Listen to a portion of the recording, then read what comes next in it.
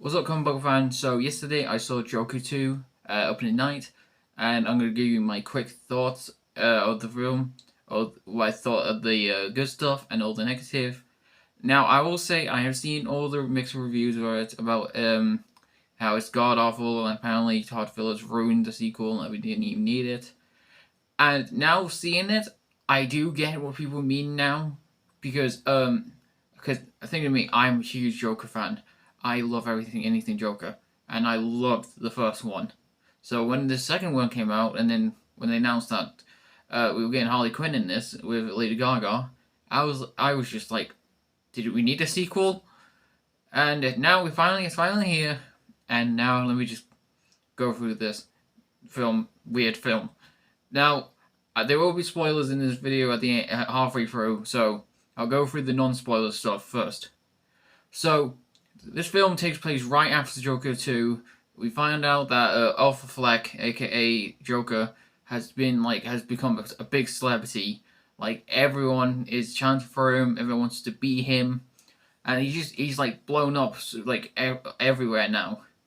And in the film we catch up with Arthur, who's the first scene with him we see with him, he's in prison and he actually doesn't talk throughout the whole opening of the film.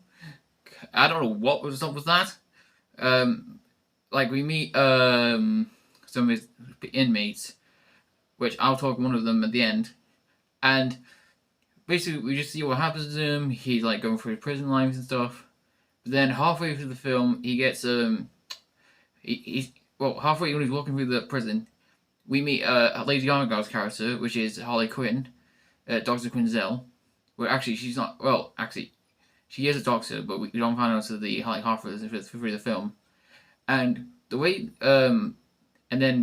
Lady Gaga's character Harley Quinn meets Joker, she does the iconic gun thing that Joker does in the first movie, and I'll say, I still say I wouldn't say.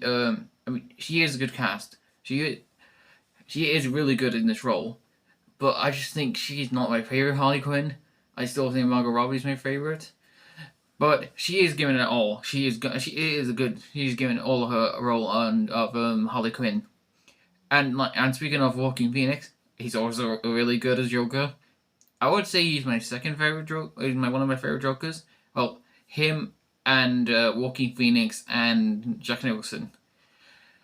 And of course he always has this terrifying moments, like in the court scene where he's like talking in a weird voice and him just talking to Bubbles, being a bit of a jerk to him.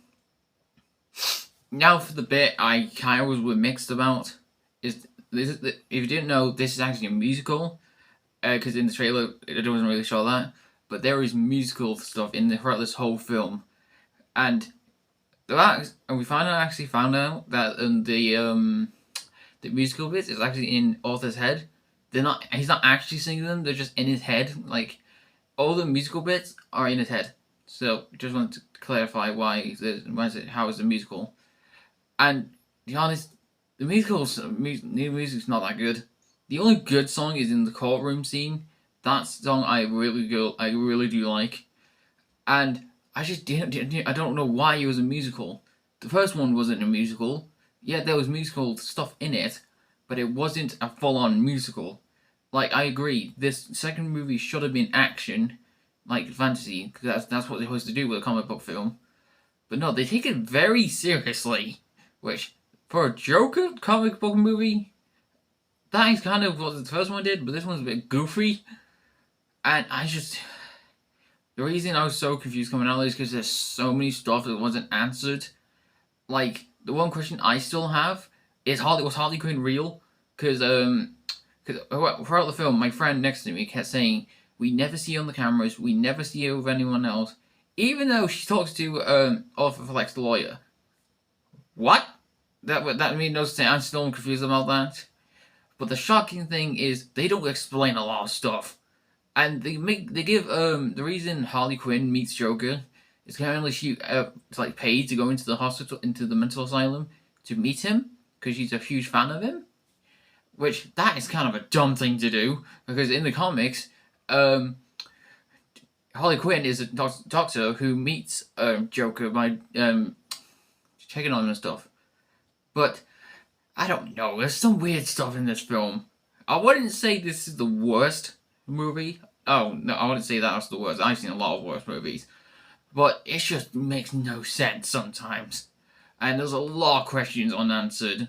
Like I wanted them. Like they have Harvey Dent in this film, and okay, here's going to spoil a bit. Halfway near the end, they have some random explosion, and if you look in the background, you can actually see Harvey Dent's like half face.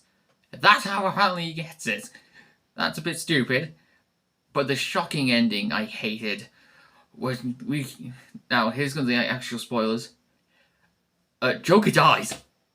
Yep, he dies at the end. He gets shot by a random inmate, and we never know who this guy is, why he did that to him.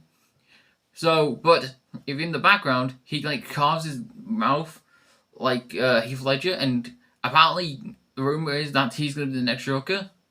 That is just stupid.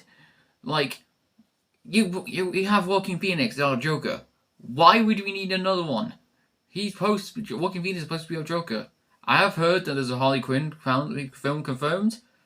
Why? Like, I just don't get this film. Like, I also agree there should not have been a sequel. The first one was like so good, and I just didn't really get. This film just confused me and didn't answer a lot of questions. So yeah, that was my quick thoughts on Joker 2. I think it's a weird movie, but it's enjoyable. Stupid. But I just want to know what you guys' thoughts are for Joker 2. I want to know. I want you to put your thoughts in the comments below. And of course, if you want to see more videos or comic book stuff, please make sure you like and subscribe. So yeah, see you guys in the next upcoming videos. Bye.